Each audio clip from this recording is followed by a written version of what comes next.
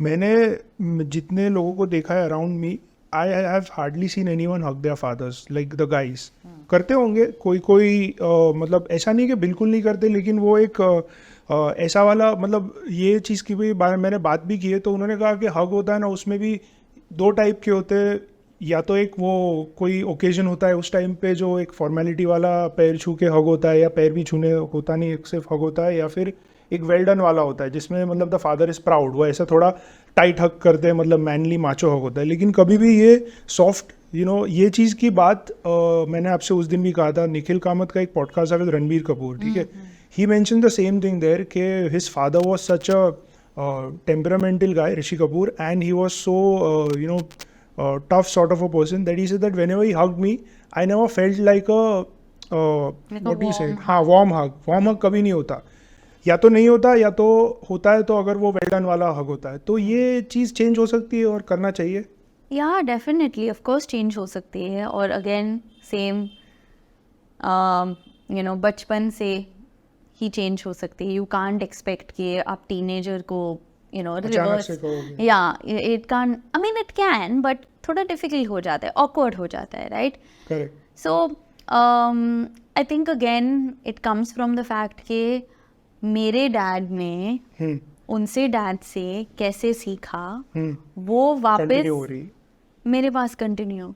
So even like with me, we're two sisters, right? So my father also hugs us, but his hugs are also very respectful hugs, ऐसे नहीं कि like he'll hug me like my mom randomly, या कि oh I'm feeling like love today, come and hug you, nothing. ऐसे नहीं कि good, chalo, well done, or congratulations or something like that it will be.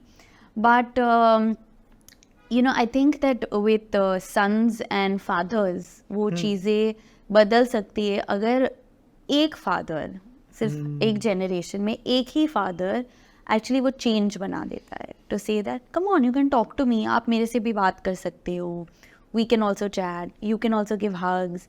They don't always have to be, ऐसे नहीं कि आप रोज जा रहे हो और हग दे रहे हो, पर गुड नाइट का हग दे सकते हो.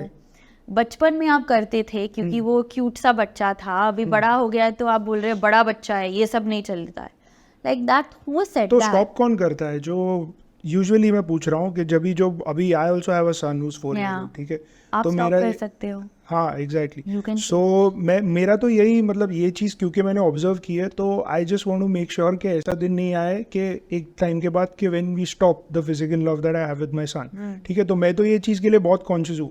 क्या आगे जाके होता है मुझे नहीं पता, लेकिन एटलीस्ट मैं कॉन्शियस हूँ इस चीज़ की. राइट. तो ये चीज़ स्टॉप कौन करता है? ये बेटा स्टॉप कर देता है या बाप स्टॉप कर देता है? मतलब the father stops expressing the physical love after, who stops it? See it can be two veg.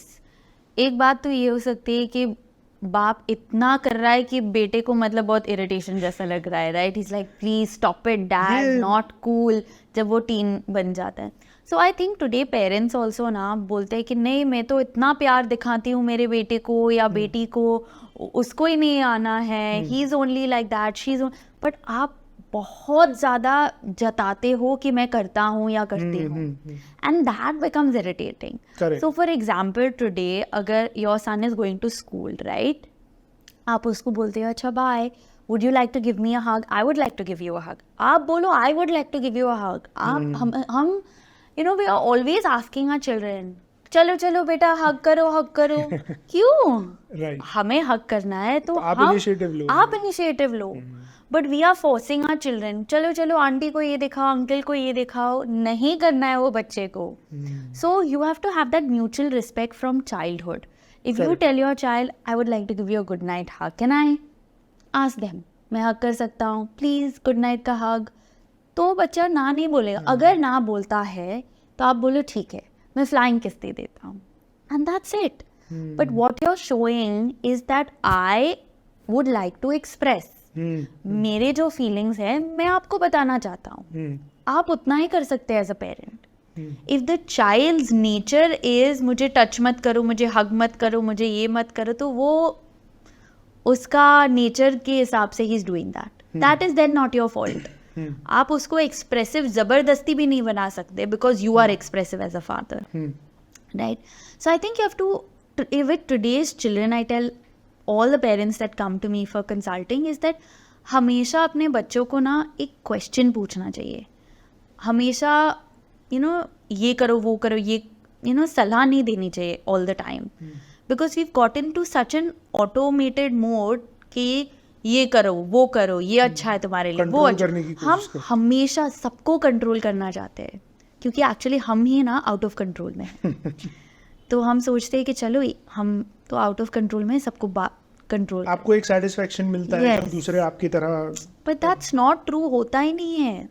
वो बंदा एक दिन के लिए आपके कंट्रोल में होगा, फिर घर जाके फिर झूठ बोलना शुरू कर दिया Yes. टाइम के बाद। ये लाइक छोड़ दो यार, नहीं करना है उससे बात। So as a parent, it would be nice to say कि would you like me to come to drop you to school, right? And he says yeah, I feel comfortable. मुझे comfortable लगता है कि आप मुझे स्कूल छोड़ने के लिए आते हो, या मुझे comfortable लगता है कि आप मुझे खिलाते हो। और अगर आप नया चीज़ इंट्रोड्यूस कर रहे हो, जैसे कि तुम खुद से खाओ, तुम खुद से शावर लो, तो यू हैव टू आस्क, आप रेडी हो, आप करोगे, मैं यहाँ पे खड़ा हूँ, आप खुद से ब्रश करो आपके टीथ को। So what are you doing is you are actually making your child a lot more independent, और उसको एक स्पेस देते हो सोचने के लिए कि मैं क्या कर सकता हूँ खुद से। फिर जब वो उसको इंडिपेंडेंस का मतलब सक्सेस का थोड़ा बहुत फ्लेवर आ जाता है, उसको अच्छा लगता है, और फिर वो रिलेशनशिप बनता है रिस्पेक्ट का। अदरवाइज इट्स लाइक मेरा father is only telling me do this do that, do this do that, मैं ऐसा बाप नहीं बनूंगा, the son will say. And then little do you know, वो एग्जैक्टली वही बाप बन जाता है। क्योंकि वो सबकॉन्शियसली जो एक्सपीरियंस आपके साथ हुए है, वो कहीं ना कहीं आप सेम चीज़ कैरी करोगे। 100%।